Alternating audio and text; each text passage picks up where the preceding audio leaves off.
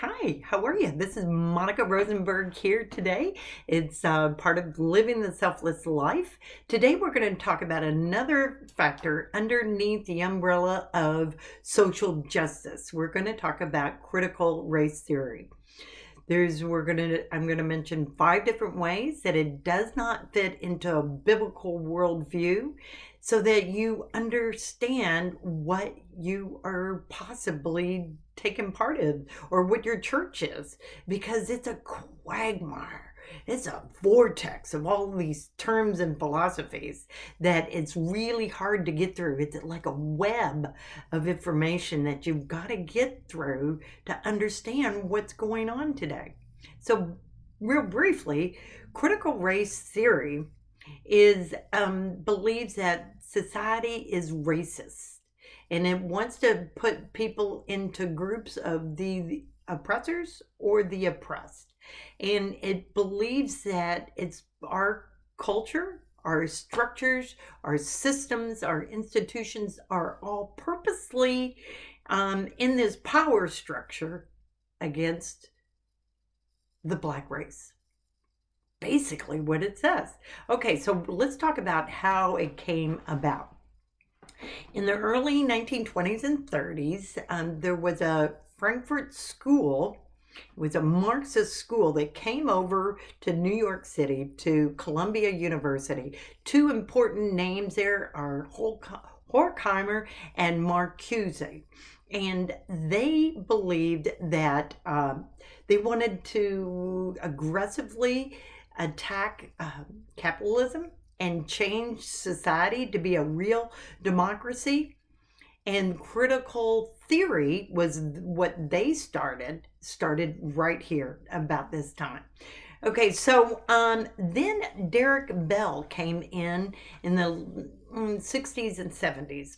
He was, all of these people are brilliant people, law professors and deans of law schools. They're all brilliant people. Derek Bell was a Harvard law professor who wrote a paper about Brown versus Brown, the Supreme Court decision that said that all schools had to be desegregated. So he had this cynical view, and he said that there was an interest convergence, that what that decision really meant was that they did it for themselves because they wanted to look good for the third world countries that they were talking about. They wanted to look good to other countries, not really for the people of the United States. They didn't want to do it for them.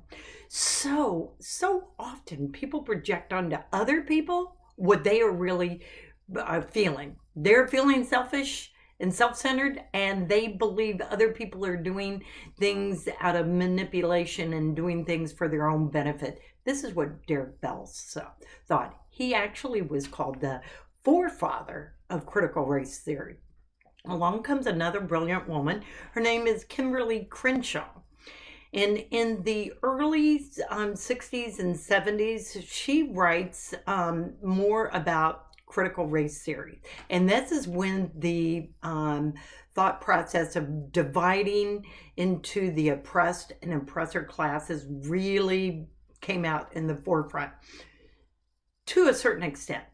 Because it wasn't until later on that she wrote a book about a paper, and later on a book about intersectionality, how the oppressed races, and we talked about this in social justice in my previous video about social justice, how oppressed groups are intersect and have more of a voice because they are more oppressed.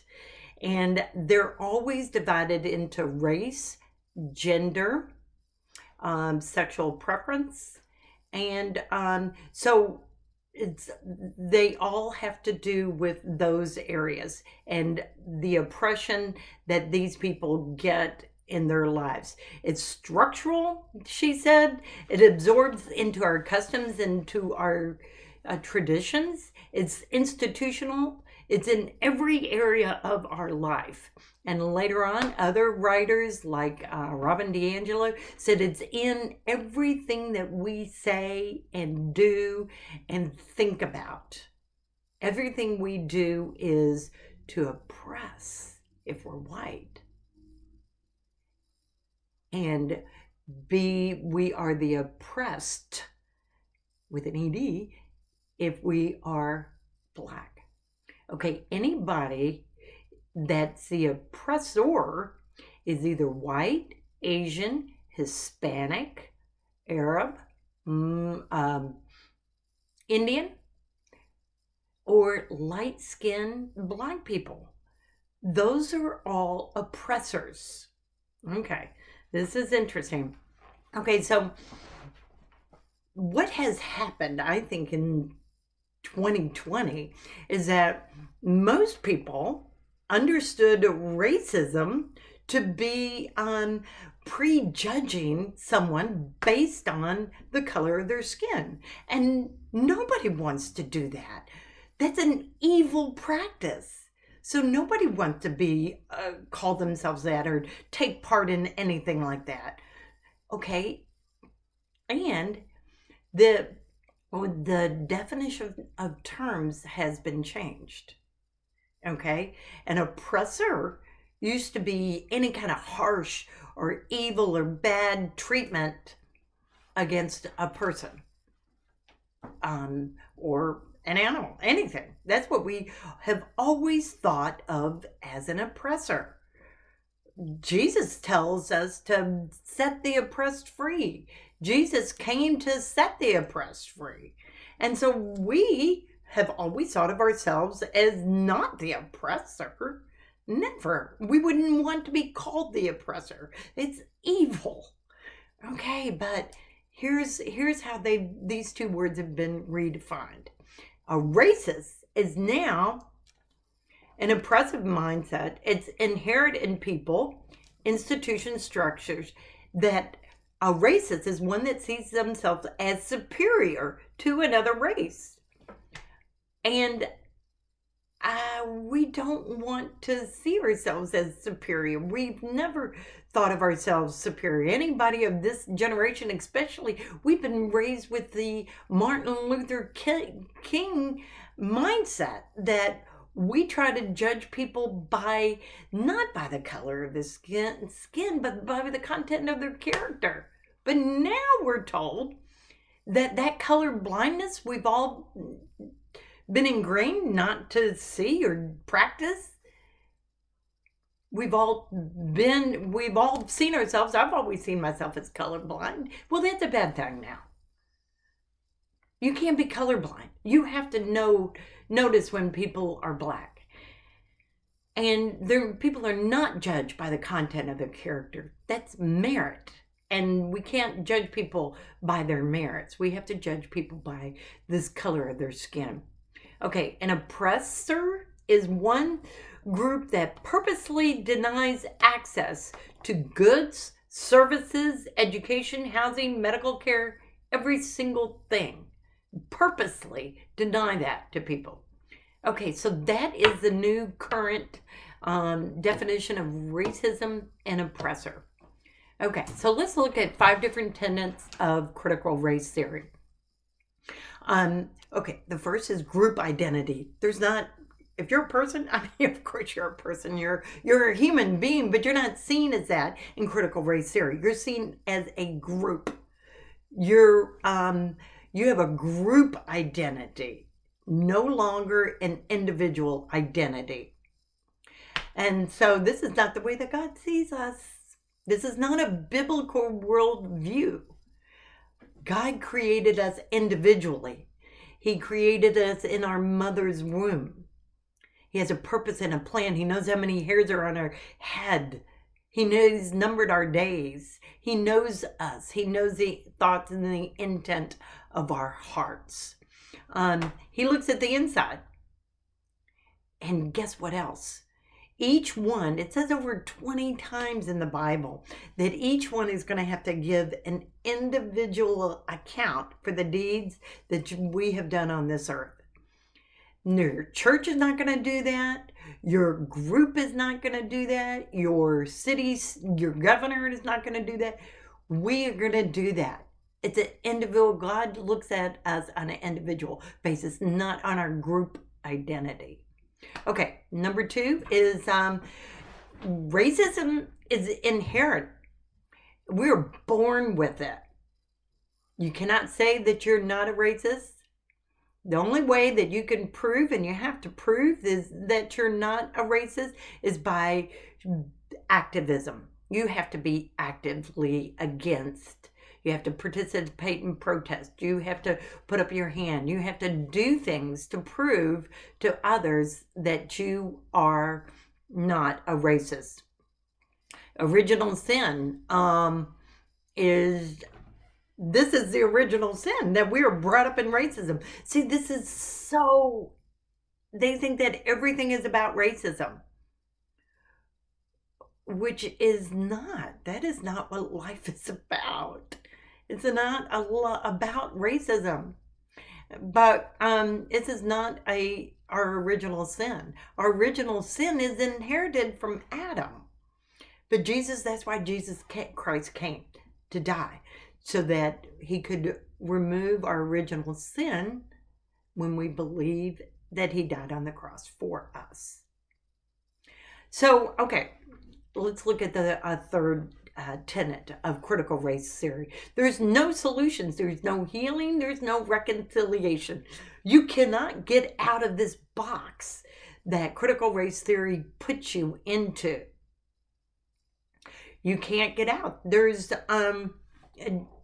you're there and you're there forever, and it's only by works of that you can get out temporarily, until somebody sees you're not doing works, and then you're put back in there. So Jesus Christ came to destroy the works of the devil, and he came to make a way where there seems to be no way, out of our sinful nature, out of the box of our sinful nature. Okay, number 4. There's worldly wisdom here, folks. There's nothing in here that is from the Bible. There's nothing biblical about any of these aspects. Worldly wisdom is hostile to God. It's alien to God. There's nothing congruent with a critical race theory and a biblical worldview. You have to listen to their lived experiences, storytelling, narratives. There's no facts. You cannot listen to any facts. They will not listen to any facts. Their facts are useless. You've got to hear stories.